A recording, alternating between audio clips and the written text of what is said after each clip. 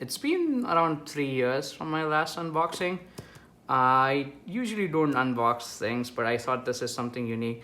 So 3 years ago, I purchased my iPhone 10 from AT&T. 3 years down the line, I'm at T-Mobile, and I got iPhone 12 Pro Max.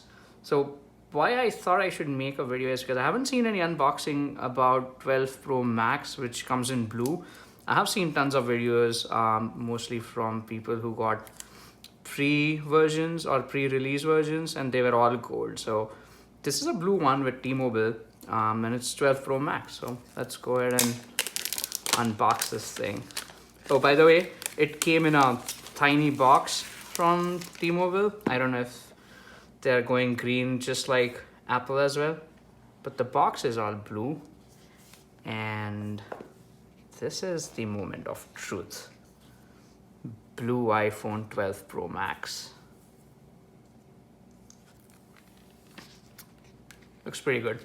I'm not gonna go with all the other details. I think it's pretty same, and there are tons of videos about this.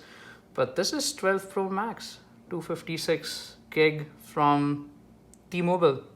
I hope you guys enjoyed it.